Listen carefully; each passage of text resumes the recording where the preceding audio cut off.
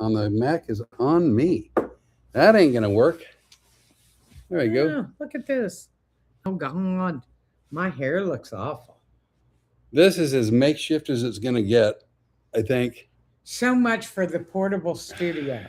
Well, we got lights and cameras and everything. We got lights and cameras, but this is the first room that you've really had where we couldn't set up like a really good. But we got a lot of junk on this trip. But first of all, before we get started with anything, welcome to Road Comics Adventures. I'm Rene Bray. This is my partner, Rene Bray's partner, Flip Orley. Flip. Yes, Rene.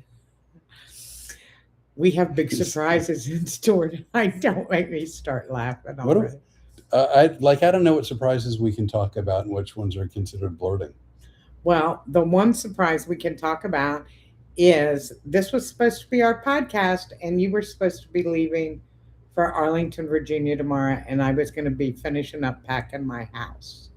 Oh, that's right. We are able to talk about this one. Correct. Yes. Our plans have changed. Tell them how our plans have changed. Flip. So, if you've been watching the podcast at all, you know we talk about people that we know, people who've come to our shows, people that we have become friends with, people we've been friends with for a very long time. Some people we've gone to high school with and lived in the Magic House together. And in this case, a friend of mine from Lake Tahoe, well, he's originally from the East Coast, but he's living in Lake Tahoe, Nevada. He and his wife are coming to the DC area. They're coming in tomorrow morning about 8 a.m.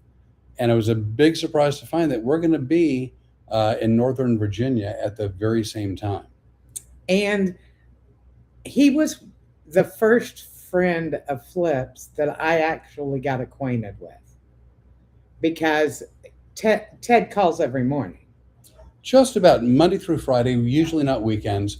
But yeah, he calls just about every morning on his way to work. And so we talk on the phone all the time. And I absolutely love Ted. And he's talked about his wife. I've met his wife over the phone.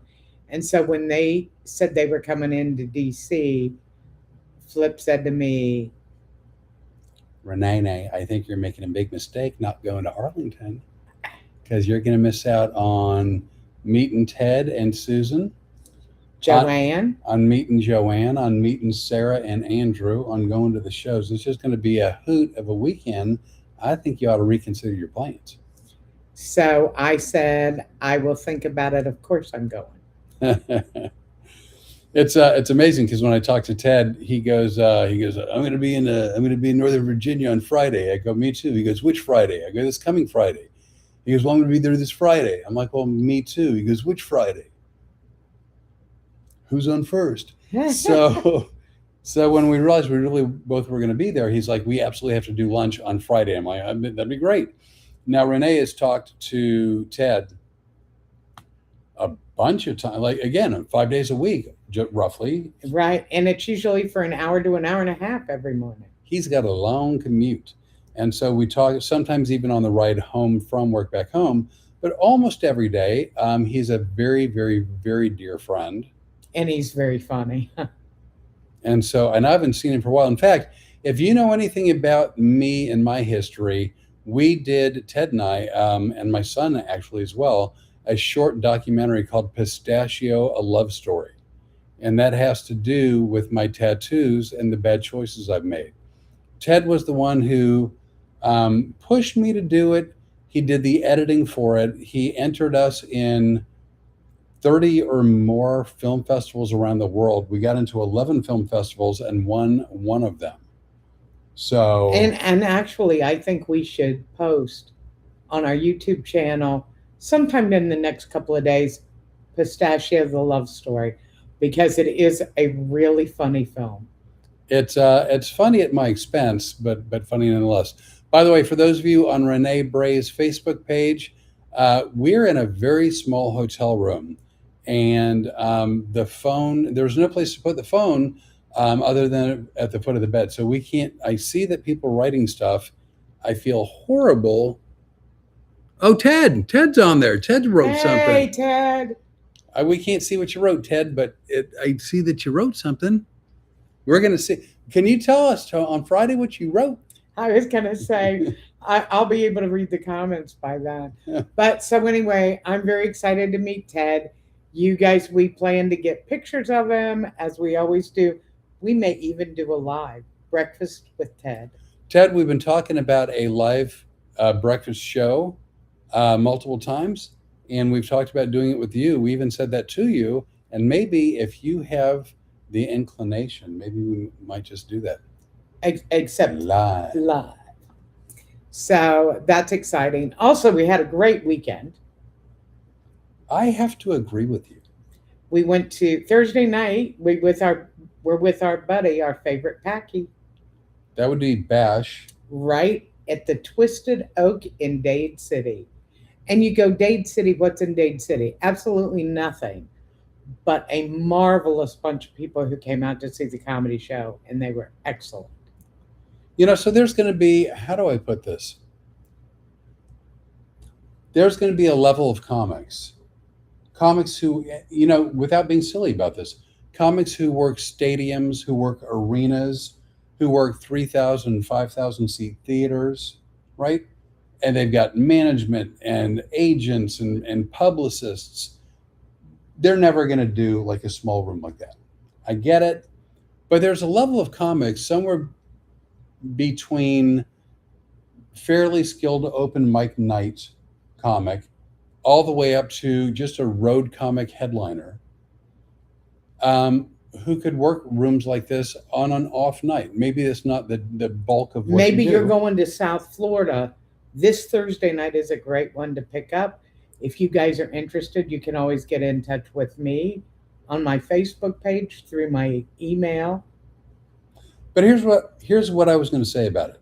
A lot of comics that are just road comics, middle acts, also known as features and headliners, they're like, oh, I would never work a small room in Dade City. It's beneath me.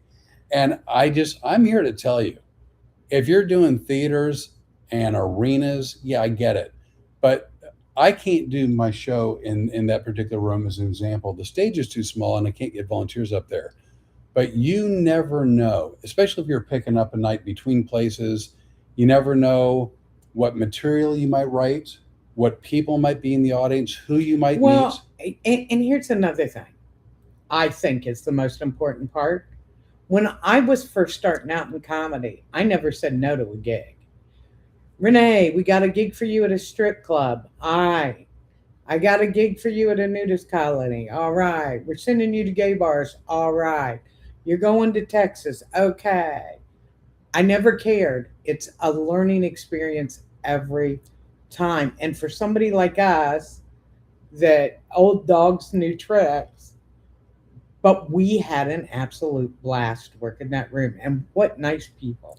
You know what? Honestly, I don't want to say I was nervous because I don't get nervous really before shows, but I wasn't sure how the night would go. I mean, it was a small room. I just And it's not like we've been doing Road Comics Adventures live all that much, so we're still getting our feelings in there and feeling our way through it. But oh my God, we had a great time and the audience loved it. Then we moved on the next night to Ruskin, yeah. Oh, the Firehouse. the Firehouse Cultural Center, with my buddy Beth Ann Stein. Loved her. Could not have been nicer. She was awesome. We had Chris, the executive director, there, and what a great Also time that was. wonderful. And by the way, a connection to Louisiana, and ends up having all kinds of crawfish boils and other kind of Louisiana fare, I think, as fundraisers and also cooking for friends and family. Yeah, it was just great. Packed house.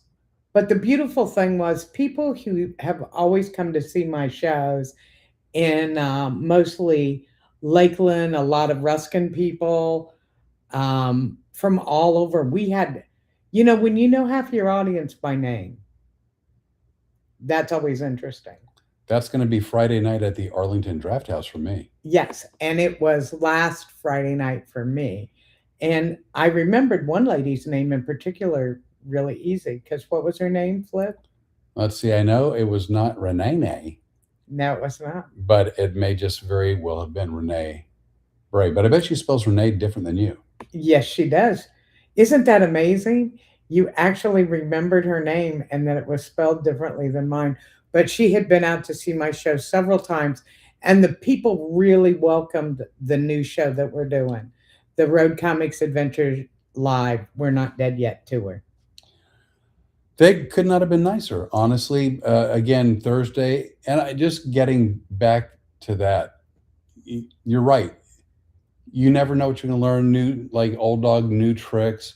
But the thing for comics, I think they sometimes forget or don't realize is that every chance you get to be on stage, you're right, does teach you something and does make you a better comic. And I don't know, there's no room that I wouldn't at least consider saying yes to. Well, that's the way I feel about it. And then we move on after we finish Thursday. We went to Ruskin on Friday, and also if you guys look on our YouTube video or on Facebook pages, you will see that I got to hook up with a friend of mine from high school. Oh, was that yesterday? No, Oh, when? Wait, what? in Ruskin.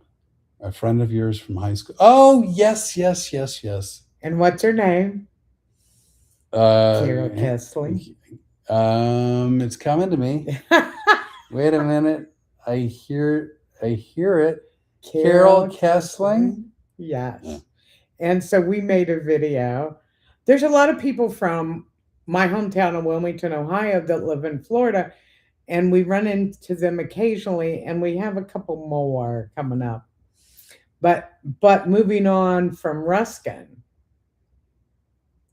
Sunday night you did the gig that initially reconnected us. In Fort Myers, a young lady got a hold of the Rene and asked if Rene could find an act that would be really fun for her group. And see, I love how you just butchered that. What she said was, I want a show that will blow the roof off the place. And I said to her, I've got the guy. And I said, he's never performed down here to my knowledge, but I don't know if he's still alive or still doing comedy. Give me a couple of days. And I found out he was still doing comedy. Is he still alive? Jury's still out. Not dead yet. Well, I think it's funny because that's kind of how we come up with Not Dead Yet. Yeah. Well, no, it's so weird because the first 2 or 3 weeks we started talking on the phone. We both have just a wealth of comics that we've met over the years. And so we were kind of comparing notes. And quite honestly, it's funny because when you go out to work a comedy club, Flip did most of his shows by himself. But when I would walk into a comedy club, I could potentially be working with 2 people that I had never met before.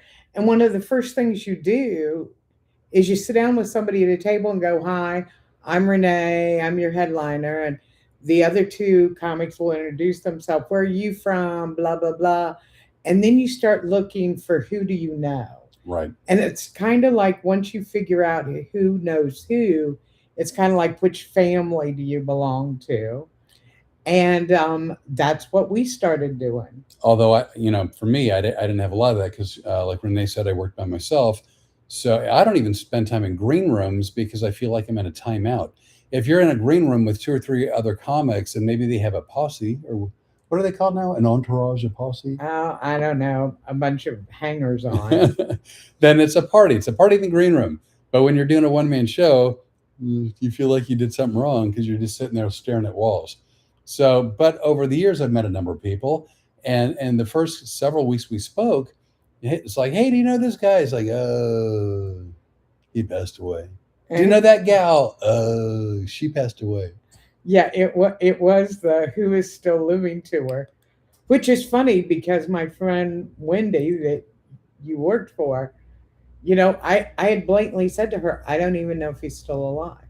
Because when I retired, I'd gotten off of Facebook and everything, so I didn't know a lot about anybody. Right. Well, still living, still breathing, still kicking, still doing. and still making crazy mistakes because That's what I do. 5 months later, So speaking, I'm segue. I'm circling back.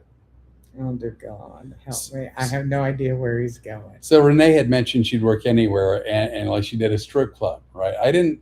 Oh, I did too. I did strip clubs early, There's good news for early this. on. There's good news.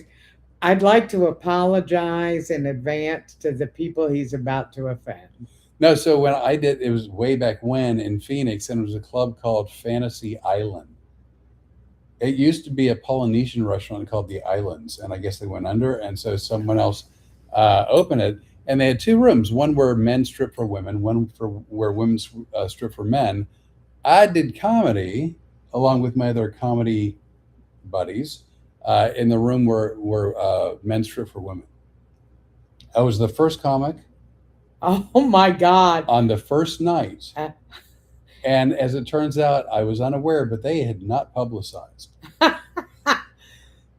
well, well, you know, I have worked with two male review groups, the Chippendale Dancers and the Right. Suncoast Calendar Men, and I would host and MC their shows. And the first time I walked out, the women were like, "What the hell is she doing here?"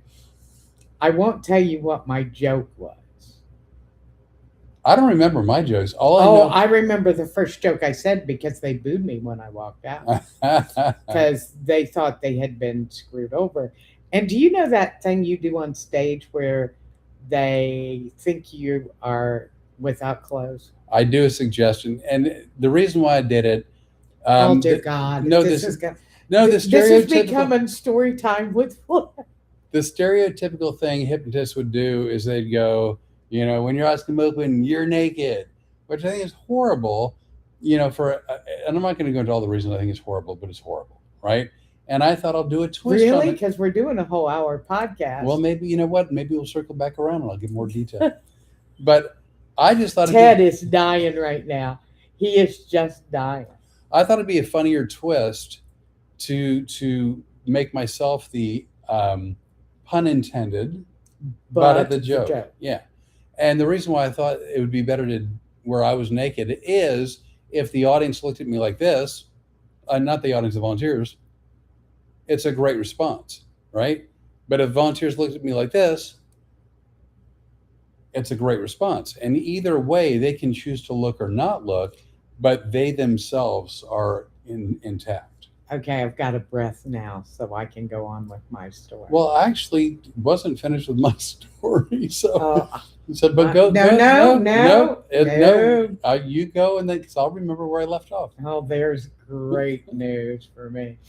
So that bit you do where you tell them the front of your clothes are coming off, and that you have a very large appendage.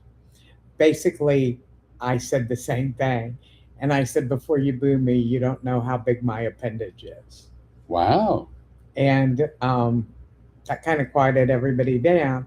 I said, now I am going to be the host and MC for this evening. And I've prepared a large group of beautiful men. Kind of the same thing that I say when I introduce you. Well, not nearly the same, but way to go. Well, we'll go with that one, dear Rene. I thought you'd appreciate that. And that every time you do that bit with the hypnosis, that's what I think about. Makes sense. So I was the first comic on the first night that they had comedy at a strip club, and they didn't promote it. So here's what they did. They go, come on the main stage, please welcome Bob the fireman. And Bob would come out and he'd be wearing like fireman garb, right? And he would, he had like lived it, my friend. So you know what I'm talking about, like completed. I was the one going, and here's Bob the fireman. And then it was like, now coming to the main stage is Chuck the police officer, right? And then all of a sudden, like, and now please welcome to the main stage, comic Flip Orley. So I come out wearing clothes. And I grab a microphone. I'm like, hey, how you ladies doing? And you can just see their jaws drop. And I said, nice to be here tonight. And I went into my first joke, whatever it was. And then you could tell that they felt like there was a bait and switch. And they started screaming at me, take it off. I'm like, hey, you're going to get that from all the other built guys that work out and do things. And I'm going to tell some jokey jokes. And they were screaming. They were drunk and they wanted to stuff money in someone's underwear. Well, here's the difference between female audiences and the male audiences, because I've worked in both kinds of Environments. yes. When I was working for in the female strip clubs, and the men were in the audience, the men are more quieter, they're more reserved. The women are well, the guys were always really nice to me.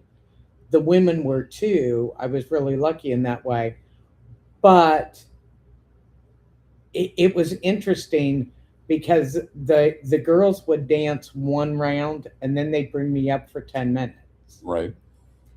And there were guys that go, we were going to leave, but if you're coming up again, we'd like to hear your jokes. And I'd go, you could look at naked women or hear funny stuff.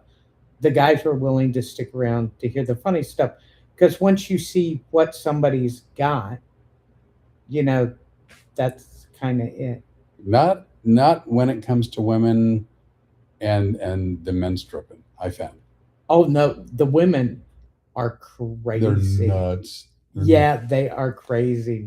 So what they did, if I remember correctly, what they did was once they brought up the first comic, in this case it was me, they brought up another couple dancers, then a comic, then another couple dancers, but like it was different comics. They didn't have to see what I said that wrong. I'm sorry because you're funny. They didn't see the same comic come up and again. But you've got new material. Like you could do. Yeah, I did 6 10-minute sets, which yeah, that's a headliner set. That's an hour. Yeah, it was a piece of cake.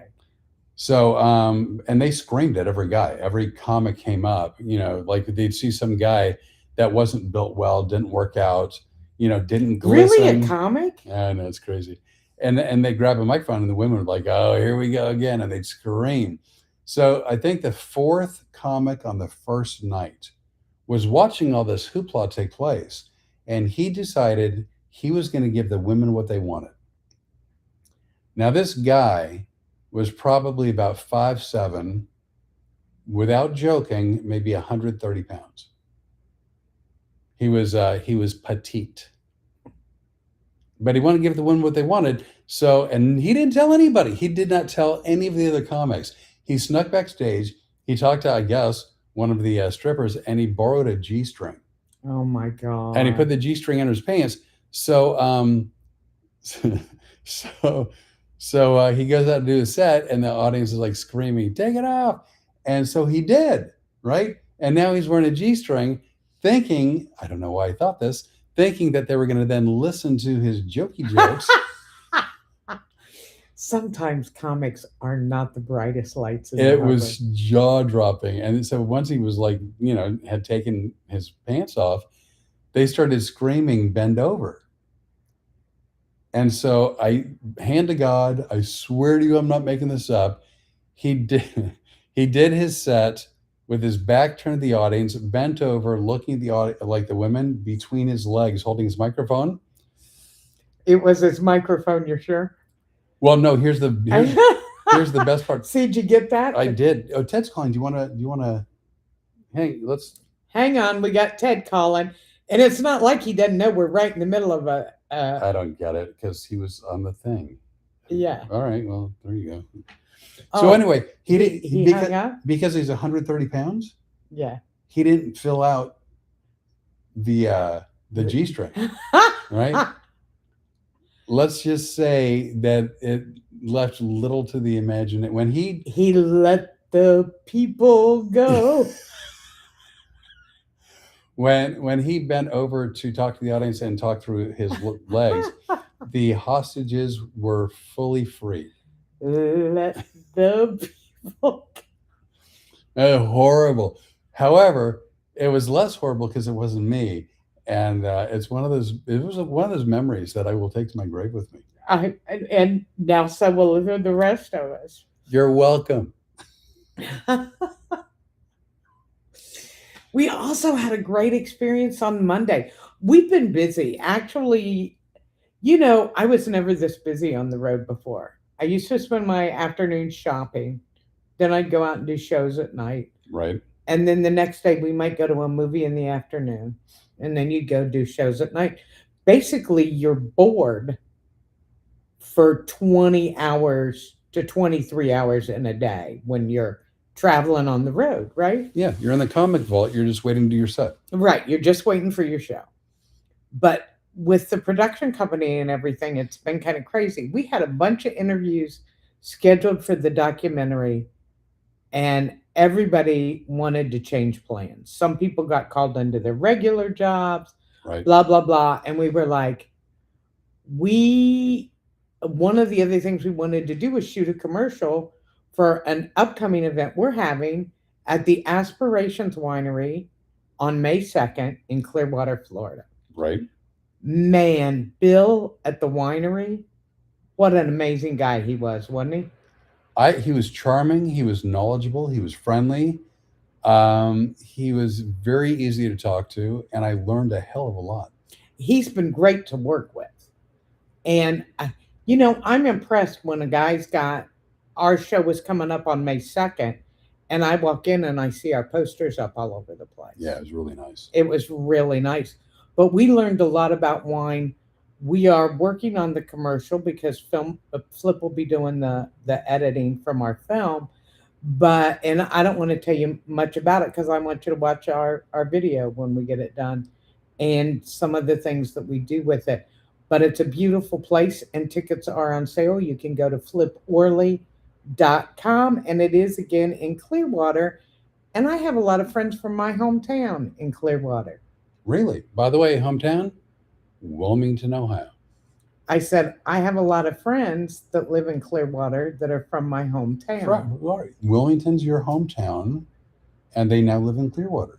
Mm-hmm. I was just letting people know where you're from if there's new people watching. Uh-huh. I thought you might jump in with a little tidbit of information. Do you hear the wind whistling through his head? Yeah, the gerbil has fallen off the wheel. What are you talking about? Jim Leonard. Right. Came to visit us at the winery. True. How do I know Jim Leonard? From the old country? I went to high school with him. Where? Wilmington, Ohio. The old country. Yes, but what I was saying was, and then you could say, and one of them actually popped in on it.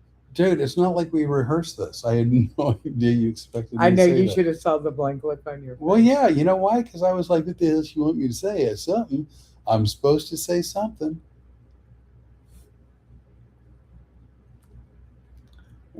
This, for those of you watching, this is not scripted.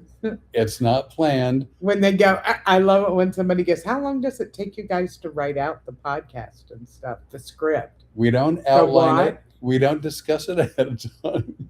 So, and although we're mostly in each other's heads most of the time with a lot of things, every once in a while we'll get one of these.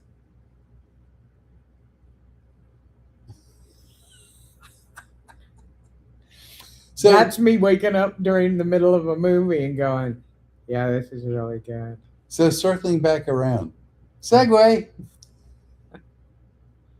Well, I got something else too. About what? I got a great phone call today. Oh, well, let me segue back around. Okay. We're going to go back and forth. So. We are. I don't know. Did you really? No, I know I did. Did you really work a nudist colony? Yes. Really? Yes. One or more than one? I have worked several. Really? Yes. The last one that I had worked was in Orlando, and my son drove me over there, and he made me get out of the car. Yeah, way to change that.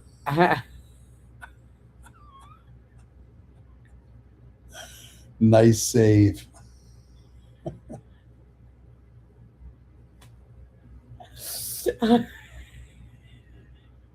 There are some days where I just go, really, really, I blame Wendy for this. Yeah, no, she was the catalyst. Yeah, Wendy Catalyst.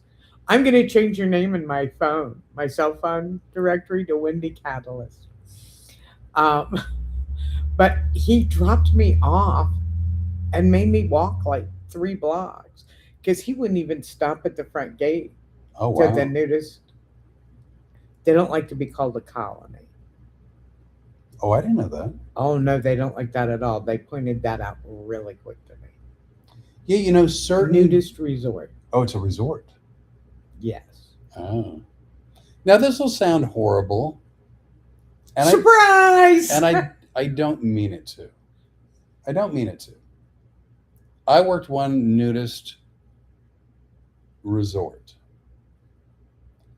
and I think that at some point in a person's life, usually when they're younger, they assume that a nudist resort is going to be filled with The beautiful people. like sexy, beautiful, like runway models and Playboy bunnies and Chippendale dancers, and that's what people expect to be there. And the people that I saw at the news resort when I worked there were just regular folk, all different ages, all Well, different sizes. you know my friend Ken Reed, Ken and Becky, Yeah, yeah, yeah. out of Colorado, and Ken's a comic. He had the best joke ever. He goes, "Why is it that the ugliest people are also the most naked at people?" And it is kind of true. Um, I think it's great that these people don't have any body image issues. No, they just seem really comfortable with themselves, and they're happy being, you know, uh, appearing in like nature's most natural state. Let's just put it this way. You know how you always go, "Are you filming me?" At the nudist resort, I don't think they do a lot of shooting.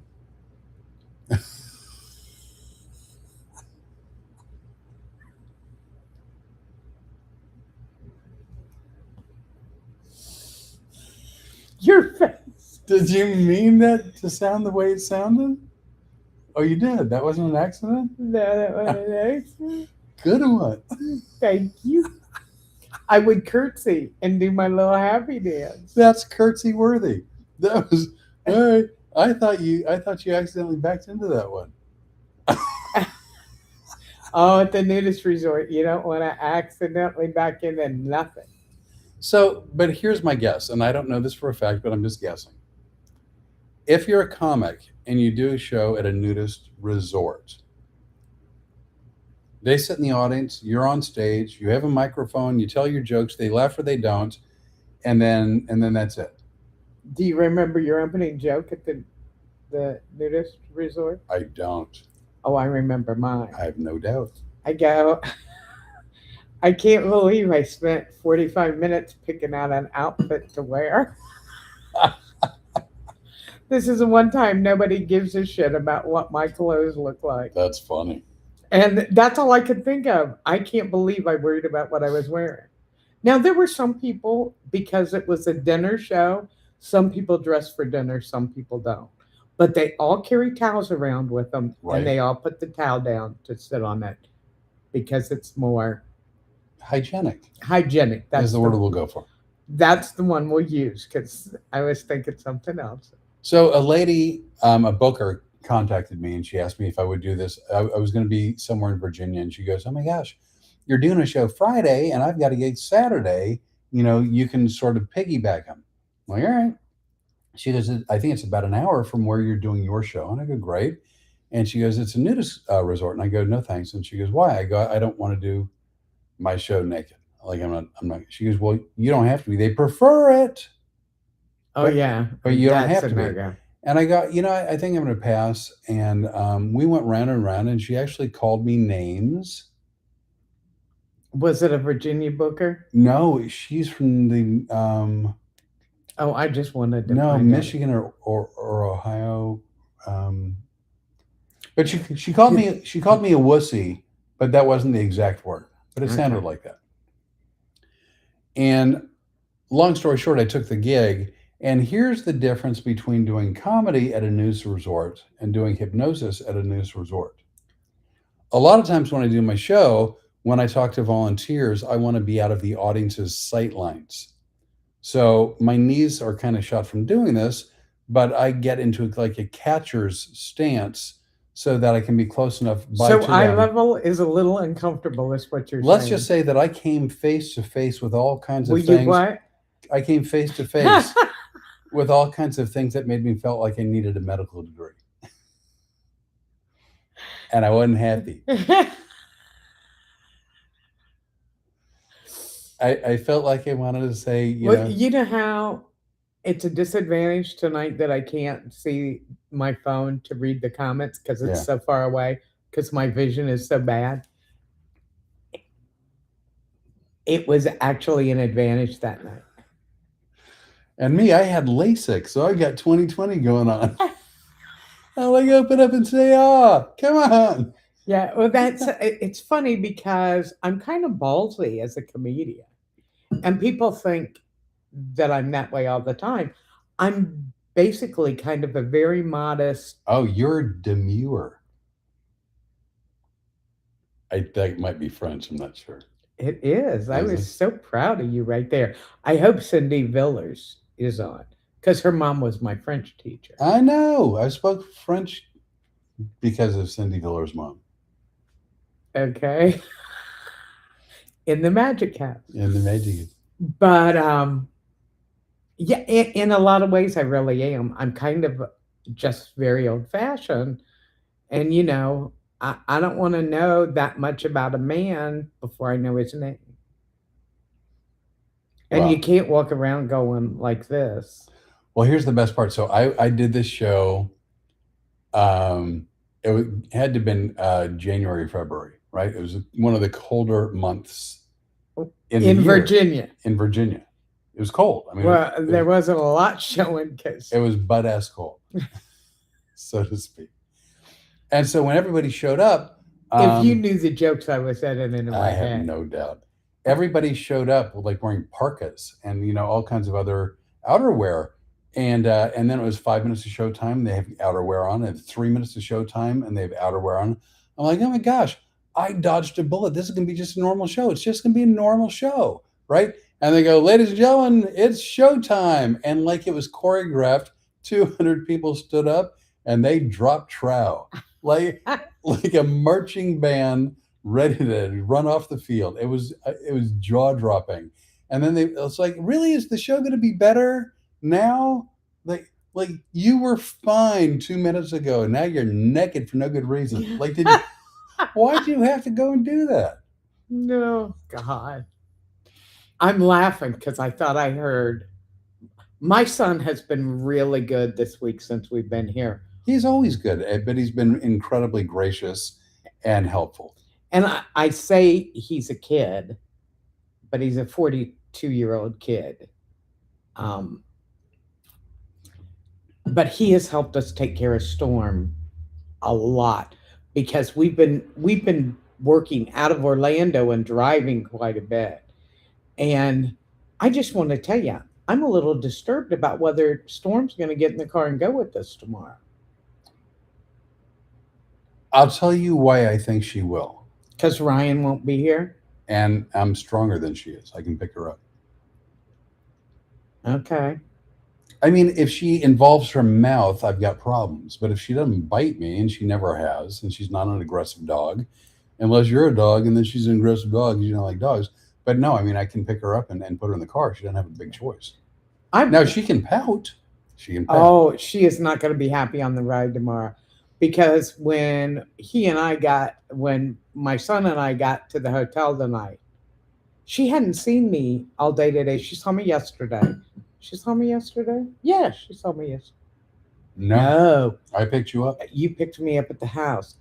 She did not see me yesterday and didn't see me all day today. And I was expecting maybe oh my God, I was afraid she was gone kind of thing. And what I got was, your son better be with you. Yeah. And as soon as he walked in the door, she lost it. Absolutely lost it. Do we have a comment? Oh, yeah. No, we're fine. No, I just, okay. I saw a weird warning thing on YouTube, and I didn't know what it was. It says, guard your privacy. Yes, like that's not important. As we're talking about the nudist resort. I did a swinger party. Have you done one of those? Yes. You've done a swinger party? Yes. You've done a swinger party. New Year's Eve. Remember, I told you I did the. This was one of those years where it started out really good because I got booked at a gay bar to do New Year's Eve, and we ended the show right at 11:30 because they had plans. And so I got a call from this swingers party that was just a few miles away, and they wanted me for New Year's Eve. And I said, well, I can't get there till probably right after midnight. And they go, perfect. And they were paying too much money for me to turn them down. Well, it's funny. I think I told you the story with me. You. A guy who saw my show at a club contacted me, and he goes, do you do private events? Now, normally when someone says, do you do private events, that usually means like a corporate event, like for a Fortune 500 company. Like Xerox, IBM, American Airlines, Microsoft. Yeah, Sherman-Williams Paints. Something along those lines. I've done them for Merck. I've done them for, Procter & Gamble. I've done a bunch of like really big Fortune 500 companies. So when they say, do you do private shows? Yeah. And yes, we do, because those are the ones that pay the most money, because you have to be very specialized to do those kind of shows. Well, they've got an HR department that is really watching everything you say. Oh, yeah. Would you risk it on us? This is why social media not being in existence was wonderful for me. It was a huge helper. Because all these comics want to post all their videos on YouTube. I never posted anything because it takes one little thing to totally screw your career. Either a misspoken word or something that one person gets offended by that nobody else would. Or they just look at one joke you do and they go, oh, they're not funny. Right. They don't realize it's an entire show. But go ahead and tell your story. Like I could stop you if I Well, even wanted. if I have to keep circling back to it, I will finish the story. Because that's how I do. Oh, I know. So this guy, I go, yeah, I do private events. And he goes, great. And he goes, I'm having a house party. And I said, oh, no, thank you. Nightmares. There's nothing controllable about a house party. People are getting up and down, their hands in the pretzel bag. And at a swinger party, God only knows where. Well, he didn't say a swinger party. He said, I'm having a house party. All he said, house party. I'm like, no. And he goes, why? And I started to explain to him what Rene was saying. It's a bad environment. My show's not going to work. People won't listen. They're going to be milling about. And there's never a good sound system. Never good sound, never good lights, no and stage. You need that for your show. Yeah. And for me, what I do, never enough people. Like when, people go, do you do a house party?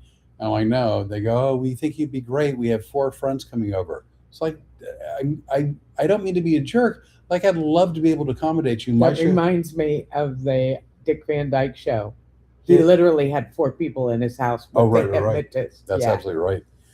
So this guy asked me a couple different times. I'm like, no. I think I have to go answer the door. No, that wasn't. That was the thing fell down. But go check if you want. What thing fell down? The tripod case fell over. Okay. I thought it was the door. No.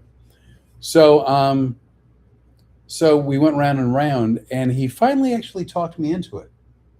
I don't remember how he did it, but he talked to me. He said, I've seen your show a bunch. I know how it works. I can make it right. I promise to be good. My friends are nice.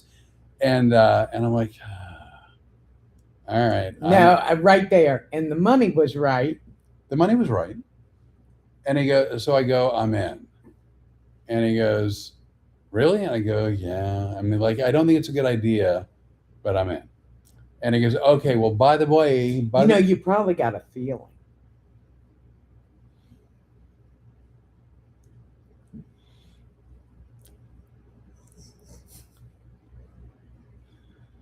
You're amazing. The whole of you.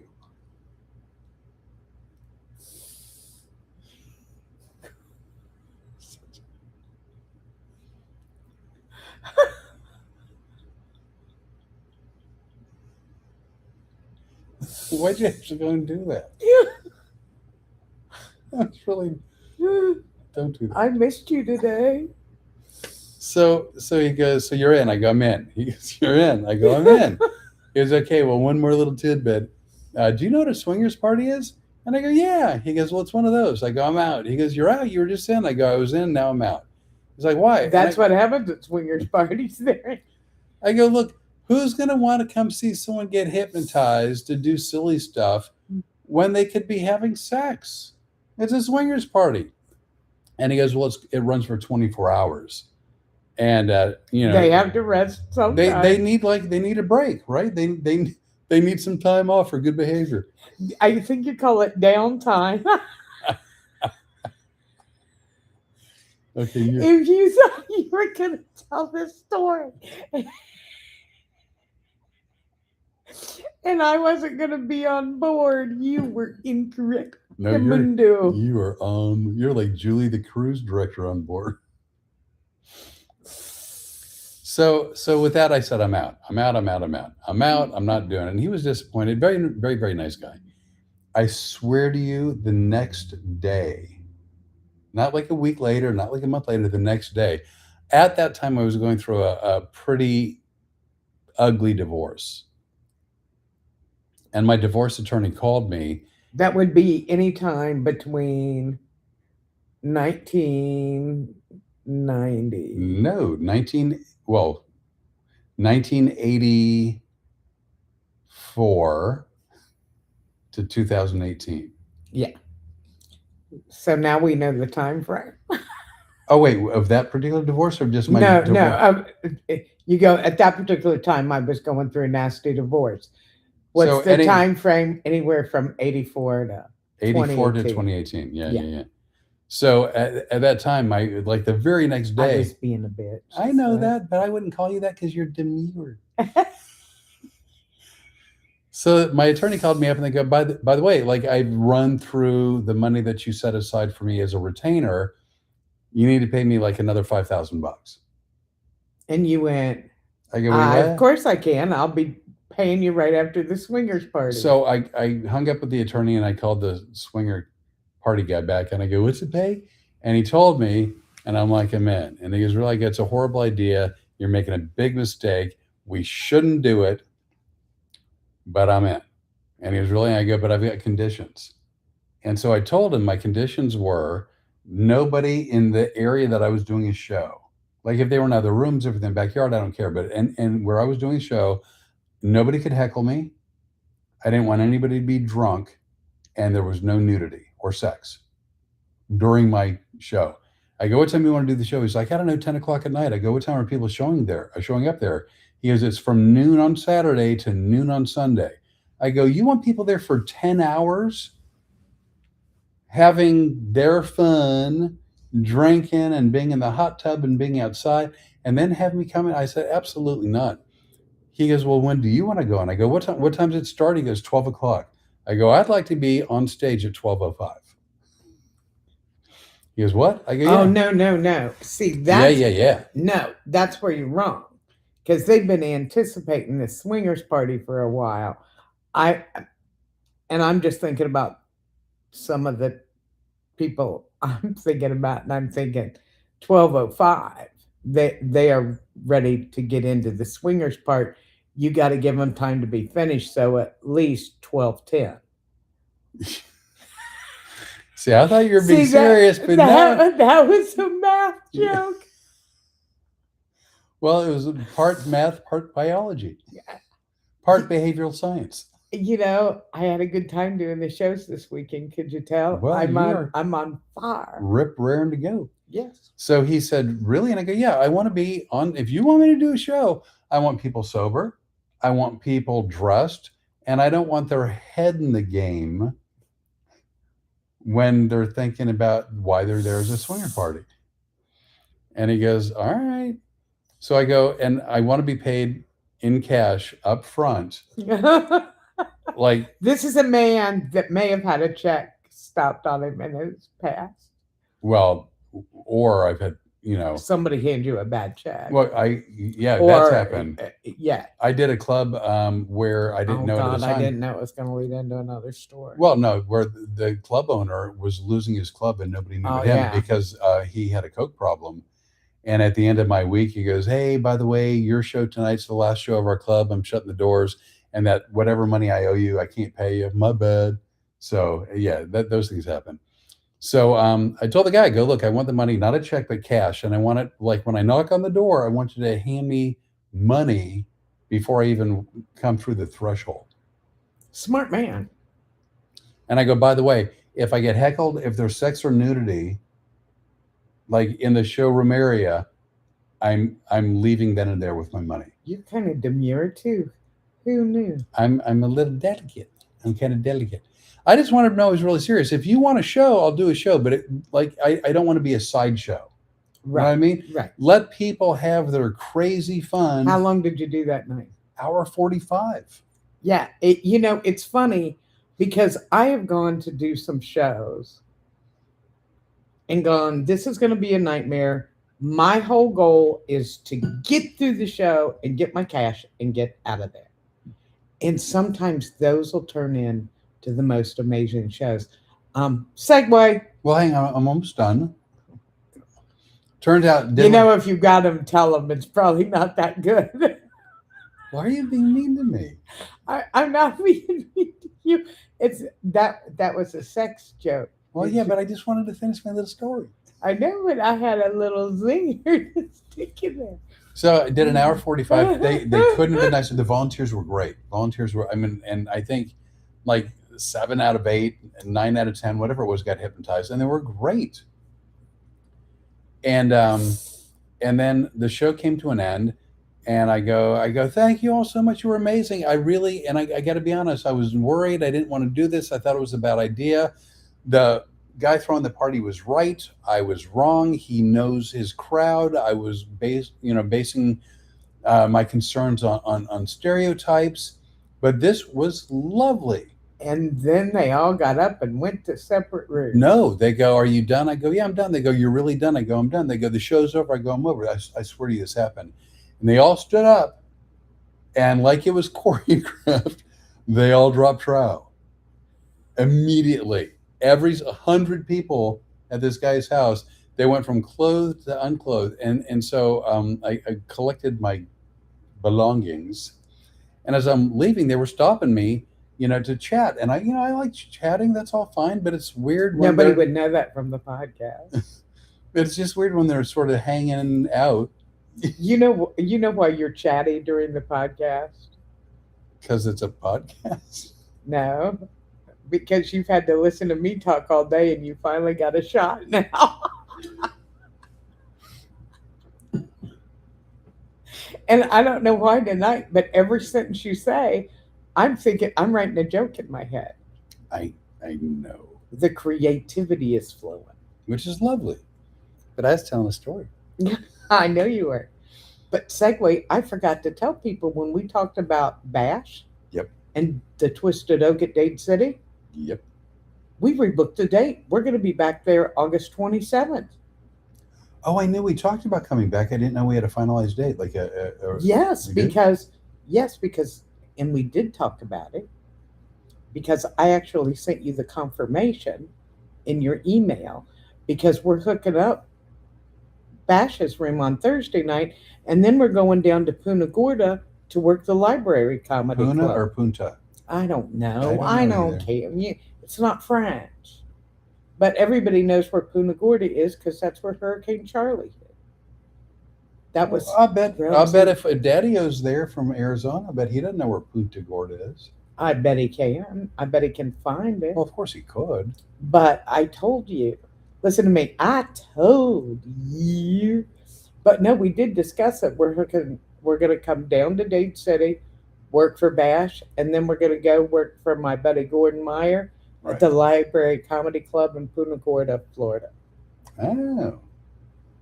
August 27th, 28th, and 29th. I'm looking forward to it. So I am. You couldn't even look at me in the eye and say that out loud. I'm looking for it. It'll be fun. But you read the confirmation email because we were talking about it, and then you go, oh. You're a little blonde 12-year-old girl is what you are. You can't remember anything else here. Taking that brain pills, I remember everything. You don't remember anything. I think we're going to have to double up the. So I'm gonna Paul Harvey you.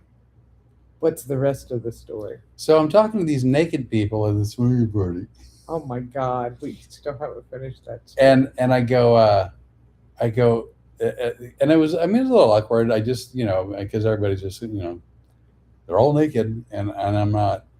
And I go, hey, can I ask y'all a question? They go, yeah. I go, I'm curious. When I said I was done, and you go, are you done? I go, I'm done. And you go, are you done? I go, yeah, I'm done. They go, are you sure you're done? And I go, yeah. And then you all stood up and you all got undressed. What was that all about? And he had told them, don't you dare. He said, evidently, of all this group of people, 100 people from not only across the country, but from out of the country, other parts of the world, this is like the biggest party event of the year. He does it annually once a year. And evidently, he threatened everyone within an inch of their life. If you break any one of those rules during my show, you'll never be invited back to a party. Man, if we could only teach club owners how to do that. I was shocked. I mean, they were on their best behavior. Segue. Well, I'm done. So let's segue. Okay. Guess who I got a call from today? Who? Do you remember me telling you that I saw an ad on Facebook for fur family portraits? I do remember that, actually. And her name is Rebecca Rose. But she's not Becky Rebecca. She's just Rebecca. No, Rebecca Rose Portrait Studios. And they were looking for people that were interested in having fur family portraits. Now, is it like the glamour shots of the pet world? Well, it's interesting. The photographs, if she's got a wonderful Facebook, Instagram, TikTok, she's got all the social media pages, and I started looking at their pictures, and it's great because it's the family with their dog. And we're a family, but we're kind of like the Addams family. We're a little odd, but I wrote the whole story out because they ask you to send in like an application. And I said to you, do you mind if I do it? Because I think Storm's gorgeous. And she's a sweet girl. And, she's got an amazing story. Yeah, she really does. And I thought it would be fun and it would be great for us as well, And I don't know why, because we both hate to have our picture taken, which is odd for people who do our job. But I don't mind being on video. I don't like my picture taken. I know. And at some point today, I go, oh, man, I forgot about him. This is going to be a miserable experience. If you know what a headshot is, it's the 8x10 picture that comics would take. And long before digital photography and the internet and whatnot, you would actually go out and you'd get a photo shoot. Yeah. And then you'd print up 8x10s. And I would get an 8x10. They're supposed to be current or fairly current. I would do a photo shoot about every 15 to 20 years. Yeah, I did too. I 30-year career. Hated it. 2 photos. Now, if anybody's like, I'm a little bit more open-minded now if I need to for any reason,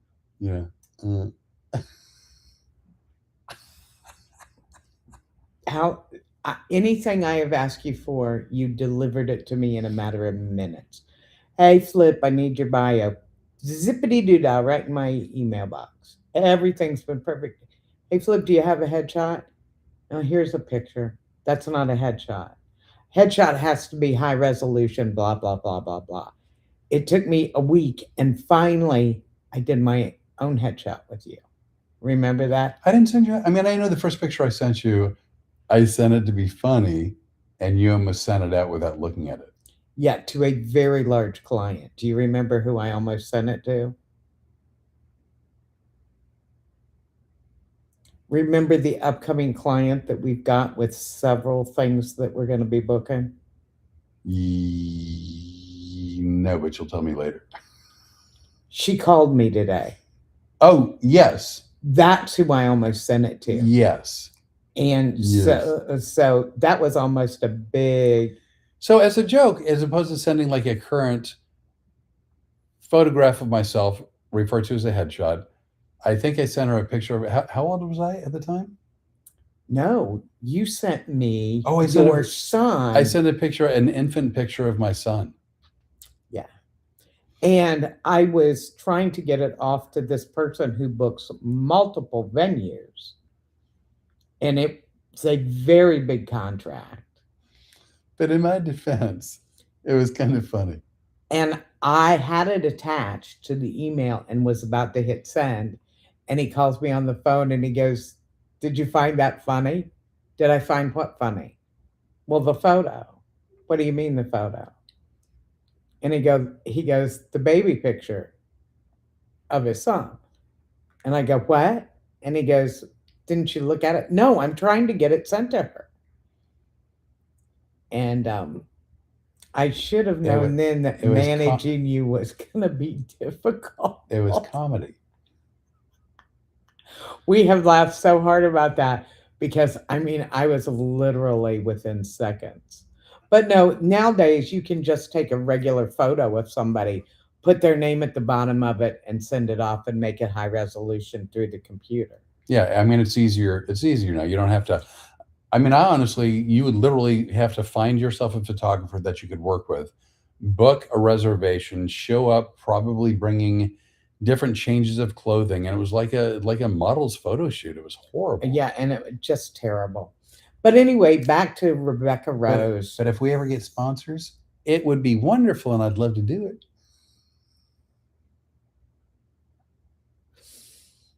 Can I go back to Rebecca Rose Hey, you know what I want to hear about? and her fur family portraits? I wanna Because I, hear- I think it's amazing because I looked at some of the pictures. They're really great. You're going to be a nightmare on this. I know it. But they also have a social media person and may allow us to film them taking the pictures of you, me, and Storm together.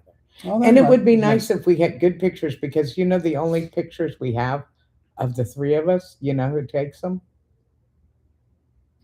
You or me.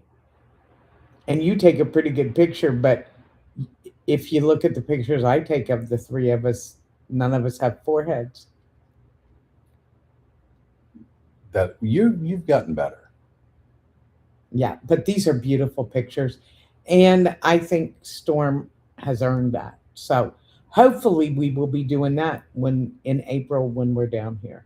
I really hope they choose us to do this. And Oh, I thought so. It's not a done deal. I thought it was a done deal. no, not done deal yet, but we're getting there. Oh, then I misunderstood all kinds of stuff today. Go figure. You were thinking about the swinger party. I haven't thought about the swinger party in a while, but when you mentioned strip club swinger parties, like, oh, I got stories for this. Yeah. I know. You don't think I didn't know you had stories, do you? Well, I mean, honestly, we've both been doing this long enough that chances are, if you bring up a subject, there's a very strong likelihood we've got a story about that subject. Comedy on a bus? Oh, I actually avoided that one. Yeah. Well, I was told it was for a tourist group. You know that you're holding your hand up to cover your face, right? I'm just saying. We own a production company. Of course, I had no clue what the hell was going on. But literally, it's a tourist group. Okay, I'll do a tourist group. That's not a problem. They didn't tell me they were moving from one hotel down the road for 80 miles. And just while we're doing that. Wait, you were supposed to do like a 70, 80-minute set? Yeah. On the bus drive to another hotel? Yes. They were traveling and wanted to entertain them on the bus. And you just go, this is what my career's come to. I need to get a job. And of course, I never did. Still to this day, one of my favorite stories, and I can't think of who the comic was. He was hired to do comedy. I think it was in the Midwest, and it could have been Michigan, but I won't swear to it. I swear to you this is true.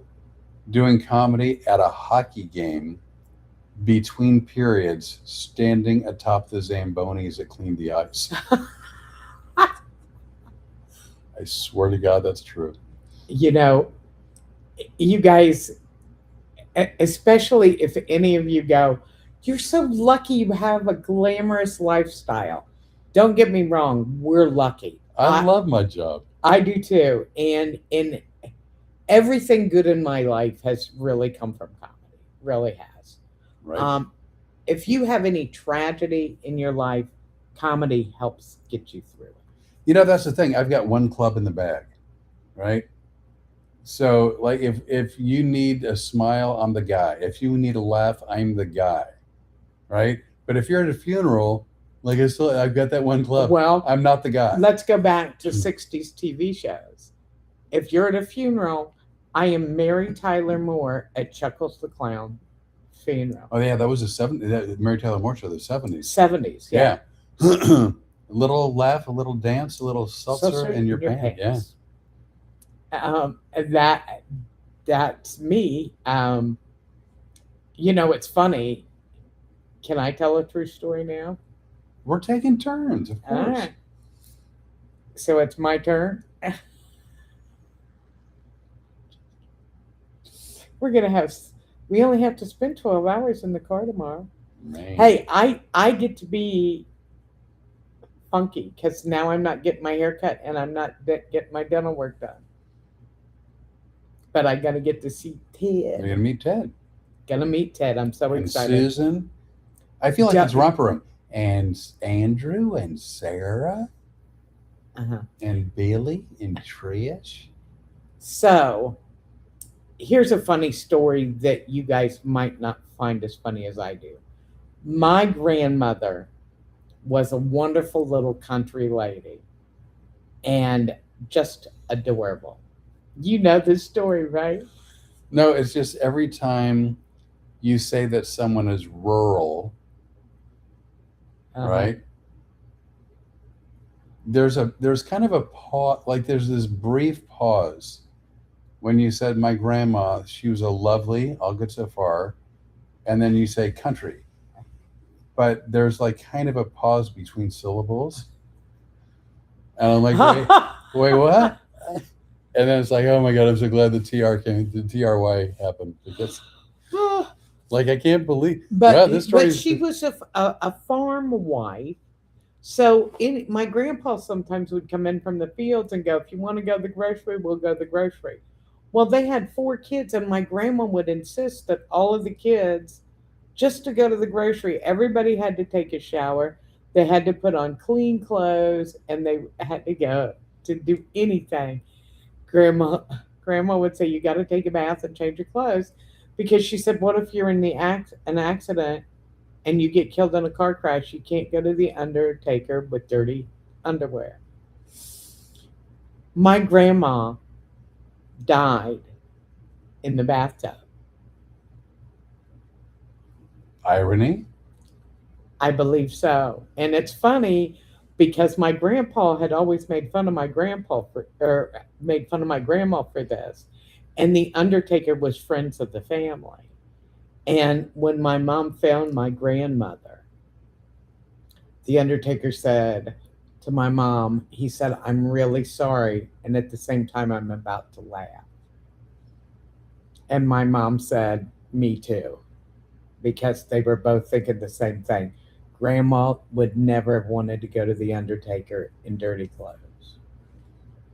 So she had a bath. She died in the bathtub. Now, some people might go, "Well, that's kind of rude to say that."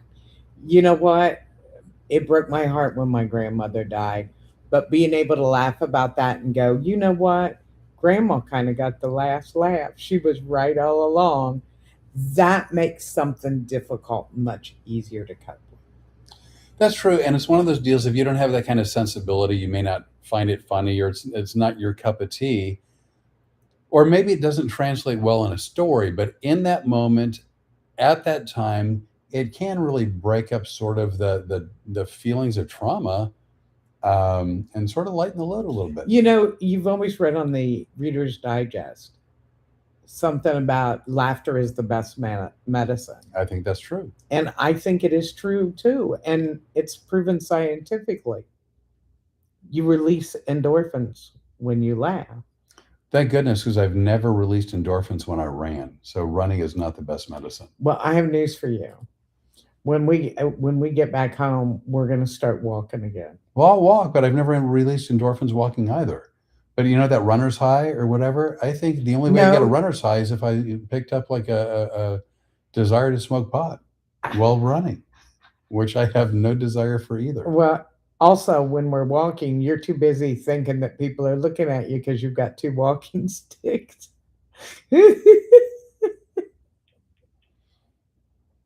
What was that phrase uh, for underdog? I don't know. I don't remember. It's a bird. It's a It's a plane. plane. It's a It's Superman. it's a dog. A frog. Not bird nor plane nor even frog. It's just simple of me like underdog. It's a bird. Oh, That was a long way around to get to that joke. I ended up going to California to get to Florida. you were apparently using the map I was using to get you to Nebraska. Uh, that's the thing, as far as I've been thinking about these upcoming shows in Arlington that I'm doing. And I always open up the show with anywhere from 15 to 60 minutes of stand up. And I often talk about like, relationships and things like that. And I've really never had, I've never had the nerve to talk about like my family because it's stuff that I find funny. I don't know if the audience would find funny. Well, you know that I talk about my family. Well, it's funny because you've never really seen me do straight stand up except for one time at an open mic. Oh, yeah, yeah, yeah. You did like 10, 15 minutes or so. Yeah. Just the first time I ever got back on stage again, I thought we'd try it out at open mic, and after that I go, I think I'm good. We're not gonna have to do 100 of these. Right. No, I think you're back in shape. Yeah. You're back in rare form. I just was thinking about something. Boy, when you it's hard when you're the business partner, the gatekeeper. When do we work Cicada Arts? That's June, isn't it? July. July. Cité des Arts is a very small, lovely, intimate theater in downtown Lafayette, Louisiana. I was just nervous that we had Cicada Arts and then we had to be in Bash's room. And I thought, oh my God, we're not going to make it. But no, it's a month apart. Yeah, no worries, no problem. The hamster was on the wheel, but only with 3 legs right there. He's kind of limping. All right. Limping along. Go ahead. I'm sorry I brought everything to a screeching halt, but it's a great theater. It's a great little theater, and they do the open mic night in a small room, and we're doing our show in the theater. The theater's about, I don't know, it's small. It's like 80 seats, but they do plays there and one-man plays and all. I think they show movies occasionally. And it's funny, my old buddy Jimmy Pineapple, who we used to do comedy together in Florida all the time. He used to open for me a lot. His brother owns the theater, so I'm very excited to meet him too. They're both of them. They're lovely men. They're very nice people. Very nice people. Yep. Very nice people. You know what I love about the way our life is working out now? Do tell. I like it because we get to pick and choose who we work for. Yeah. We can actually, when I was doing this before, I worked because I had to. That was the only way of making any money, and I took gigs whether I liked it or not. Now I get to work with somebody I really enjoy working with. Back at you. And we can pick and choose the people we want to work with. And we're very lucky because we've gotten great people on 99% of everything we booked. 96%.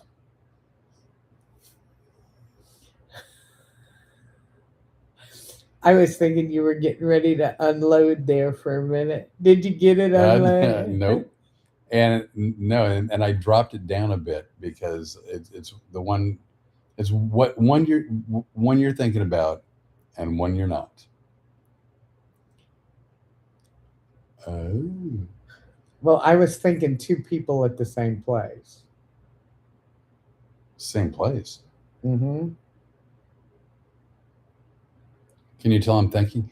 By the way, see, it got quiet all of a sudden. Now we have to think. By the way, for those of you on Rene Bray's Facebook page, we're not responding to you. Not that we don't want to, because we love to. We love what you write. We love responding. We love the interaction. We're in a really awkward space right now. The only place to podcast was from my hotel room. It's really small. So the closest we could get the phone was the edge of the bed, and we can't see what y'all are writing. So I am so sorry we're not being responsive. If I'd have known, I'd have brought binoculars from We home. would have at least opera glasses because you're demure. What? Hey, look, it's Naniki. I'm sure we got book bag Becky. Somebody wrote a long comment. Can't you scooch up there? I can. Can you Everybody. scooch? Oh my God. Everybody's going to have to deal with it. Hang on. Holy crap. What a guess. Is Naniki. You, Steph, and Kay killed at WC, the water closet. My youngest boy and friend loved you, and you blasted them, and they had to attend the day show, and they all loved you. That is so sweet. You really were fabulous. That is so sweet. Thank you so much. Pamela Pearson's on. Hi, Pam. Hey, Pam. Hope you're doing good.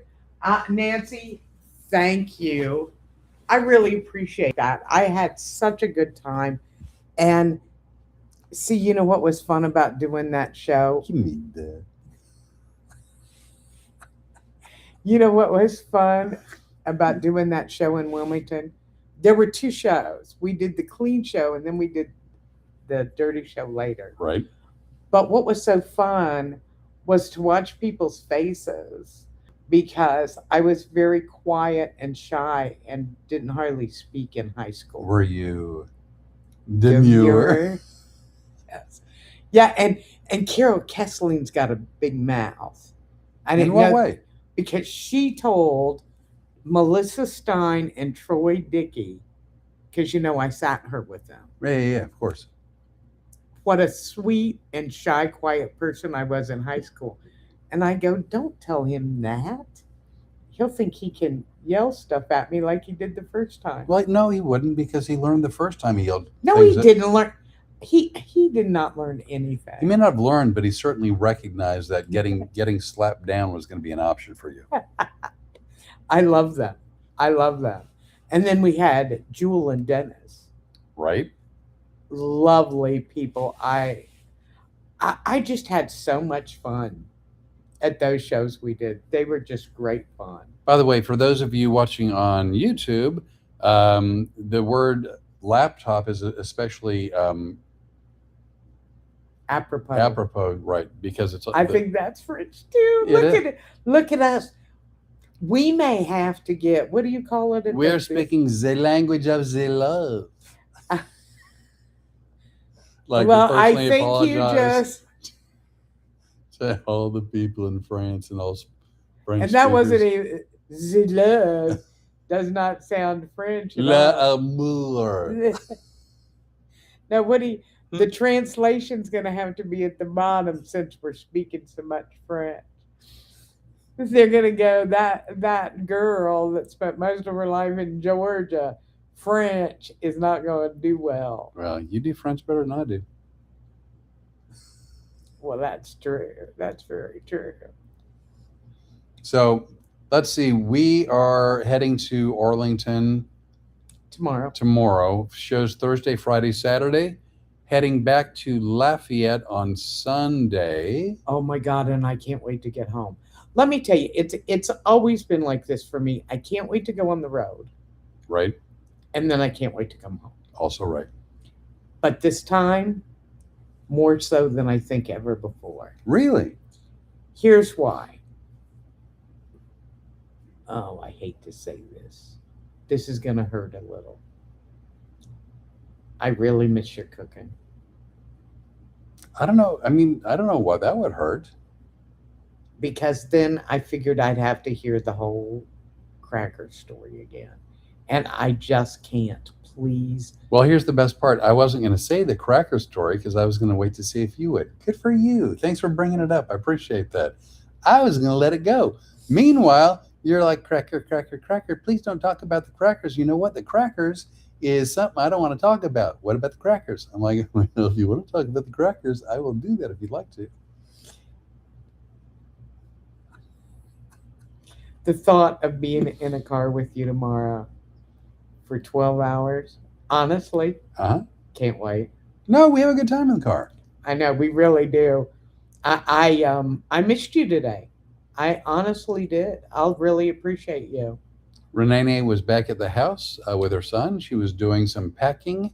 She You, was your own favorite packy, I was my own favorite packy today. and I was doing hotel stuff, whatever that might mean. Insert obscene joke here. But just a joke. I mean, it's a joke. I was thinking. You're So today, hey, you're Rene. You know what I was thinking today? what, Flip? Probably not for the internet, Oh God.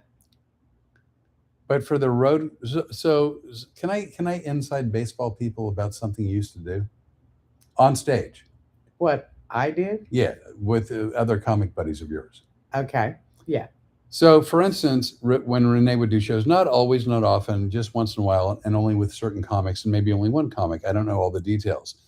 But before the show, they would decide that there was like a list of words that each comic had to somehow, some way slip into their set using that word at least once in a sentence. And the list could have been like 5 or 10 or 20 words. I mean, there were several comics that where we would go, are you bored doing the same old crap? Yeah. Okay, so let's live on the edge a little bit. And we would go to separate tables and each write 10 words, just random words, and we could see we it was a contest to see who could use the most words from that list during their set, but you couldn't just yell it out. You had to make it a joke. And honestly, those were great exercises for what we do on stage now. Because you have to think on your feet. And that's what we do during the Road Comics Adventure Show. So I don't know what made me think of this. And then now, especially talking about swingers parties, strip clubs. Oh, dear God, this is not going to be good. Nudist resorts. So during our Road Comics Adventures live show, how would you feel about each of us at some point during the show telling an intimate story, but using as many euphemisms and other types of words that make it sort of hard to follow, but you kind of think you're following it, but you're not sure you're following it? Might be interesting. Might be interesting. You know what it would sound like? What? A podcast. Yeah, but so like I don't know if I want that in, like, I don't see. I've spent a good portion of my life, my adult life, being able to say things in a certain way where you kind of sneak it by. And I'll give you an example. I'm sorry. Did you not hear the part where the last 5 years of my comedy career, I did mostly corporate? I didn't say me and me only. I didn't say me exclusively. I just said me, Yeah, I mean, I learned my way around. I know every synonym for the F word that you can come up with. I don't doubt it. But like, for instance, when I said that one guy weighing 130 pounds wore a G-string that was way oversized, that when he turned his back to the audience and bent down, he let his yeah, right. So I could have been more direct and more crass or more internet unfriendly. Well, yeah, and see, anybody can do that, and that's what these younger comics don't understand. They want to be as dirty as they can be, and they think it's shocking. No, idiots. Go back and look at George Carlin and I talk with my hand. That's fine. Just put your hand off your side. You're such an attractive person. You don't want to hide this mug. Well, you don't want to hide the mug. Don't be sweet to me, because then you'll make me blush. Well, you just like, you know what? Let the mug be exposed.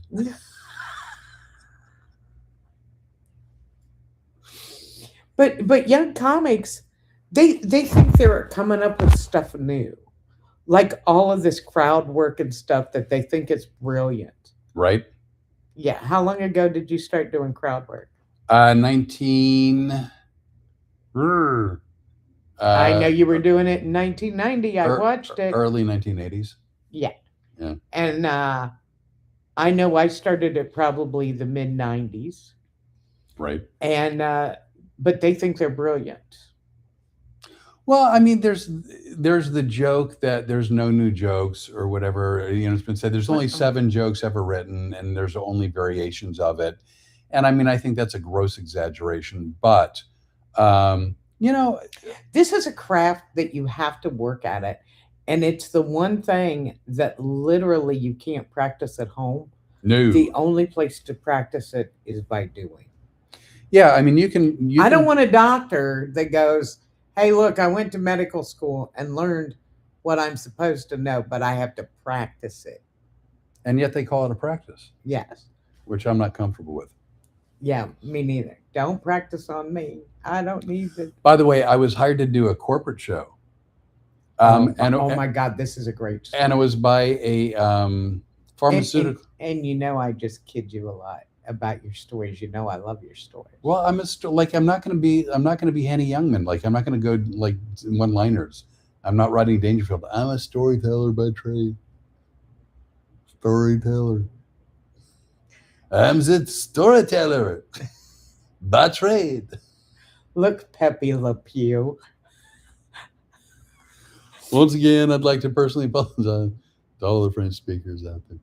Anyway, so if you've ever been to a doctor, and I'm sure you have, doctors feel like their time is very valuable. Do me a favor. Well, don't pause there. That's a good call. Good because point. All I could remember is one of our very early podcasts. Do you remember? You had just gone for a physical and did that whole diatribe about what happened at the physical. So feeling from the doctor's office just made me have a little giggle. So if you've ever been to a doctor, they feel like their time is very, very important. Therefore, they will book several appointments, like for 9 and 9:15 and 9:30 and 9:40 and 9:45 and 9:50. So when you show up, no matter what time you show up, there's anywhere from 2 to like 20 people in the waiting room waiting to get in, because they want to make sure that when they're done with one patient, there's the next 2 or 3 ready to go, because they want to maximize their schedule. Consequently, you could be waiting at the doctor's office first in the lobby, and then in the exam room when it's your turn, 20 minutes, 30 minutes, an hour longer, right? And they do that to, not all, but most do that to everyone. So a pharmaceutical company hired me to do a show for like 150, 200 doctors. And I made the venue start the show like 30, 40 minutes late on purpose. I was there an hour early. I always get places early. I'm always early. I made him start the show like 30, 40 minutes late. And when I got up on stage, I go, hey, I'm sorry we're running late. I had another show scheduled. There was a conflict. And I thought they'd laugh. They didn't. They didn't find that funny. And I'm only the second manager you've ever had. I thought they'd go, wow, that was really clever. See what you did. You turned the tables, and I guess the table turning was not amusing to them at all. I thought it was kind of fun. I wasn't mad. I thought it would be funny, right? It was like you were literally in the shadows and you're covering your face. Oh, I'm sorry. Well, because I was getting ready to drink. No, you were frozen, like you were thinking about it. No, I was. For a change, I was listening to the story. I wonder if I want coffee. Do I? Well, I'm used to being at our little desk and everything. Yeah, no, I mean, this is, I love doing the podcast. I love doing the podcast with you. The setup is a little bit awkward. Except, look at me. I sat up through the whole thing. This is you're like actually paying attention to your posture, which I appreciate. Well, I told you, I looked at the video we did at the winery, and I go, my posture sucks. And I hate my hair. I was really looking forward to getting my hair cut on Friday, but I'd rather meet Ted and Susan. And who else? Andrew and Sarah. Yep. I am looking forward to meeting them. They're the nicest people on the planet. Well, They're not only wonderful. that, they're on my side already. You know how I know? No. Because you were at their house when I called you and said, I have an audition for you with a national. I had a broken bone in my ear. And Oh an my ear God, we're infection, putting and that on the wheel of excuses. I was sick. I was sick. I didn't want to dip down to Florida. I was sick as a dog. You didn't even know whether you were going to have to dip down. And guess what?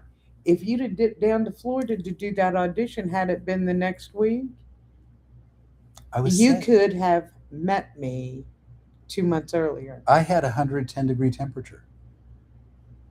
Kelvin. Did you not hear what I said? You could have met me 2 months earlier. I know, but I wanted you to really want it. So we decided to wait so that when we got together, you're like, oh my God, I've been waiting so long. Yeah. 35 years wasn't long enough. Nope. 35 years, 6 months. 5 months. Oh, it was. Drink already. Oh. We're just gonna be quiet until Rene gets some coffee in her. Well, I'm also tired of holding it. Walk it away. Oh my! Really, the microphone and the cup? Jiminy Christmas!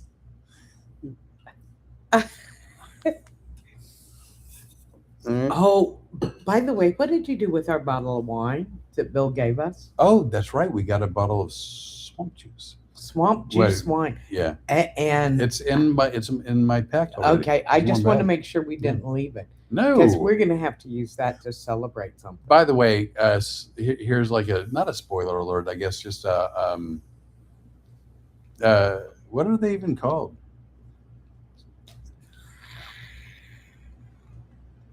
Well, now I can't. I didn't do that on purpose. Now it's just for some reason. It's just like right God. there. I don't know. So it turns out, and this is just like a little snippet of what Bill was talking about.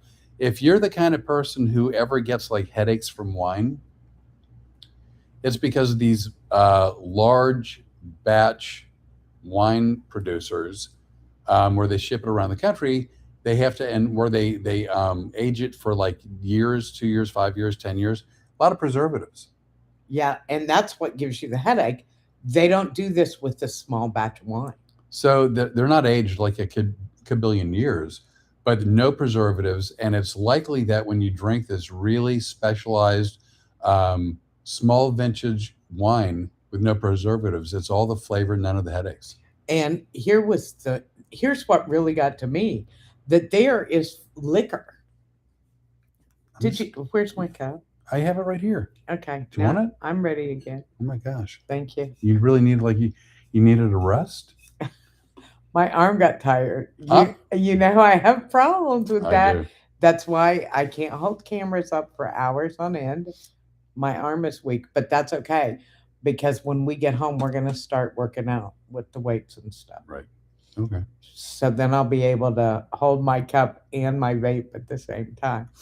But what I found fascinating is there is wine-based liquor. So like a tequila, a vodka, a rum. But it's made with wine. And the funny thing is, the way the laws read, a club that has only a beer and wine license can now make mixed drinks and cocktails. I'd like to point something out.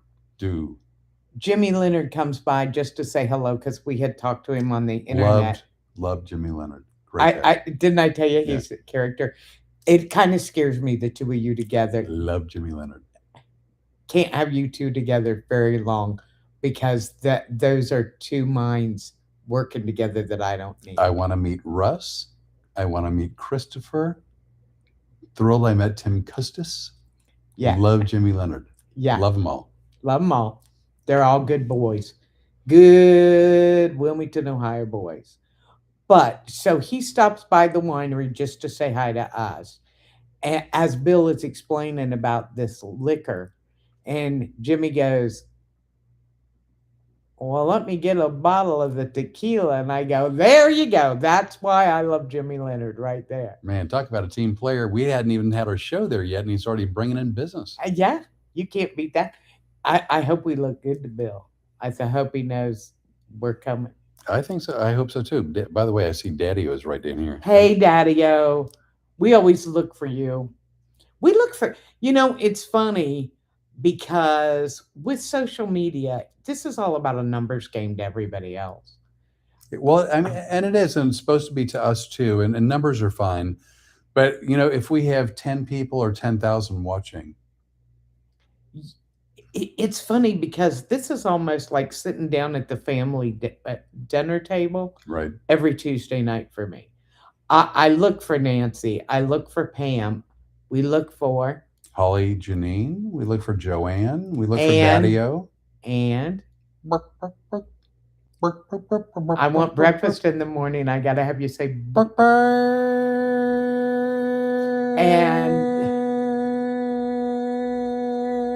Becky. have you lost your mind? I just wanted to see how much breath I had. Am I blushing? My cheeks are on fire. This is my favorite part of the podcast. All I want to know is, did I carry a tune?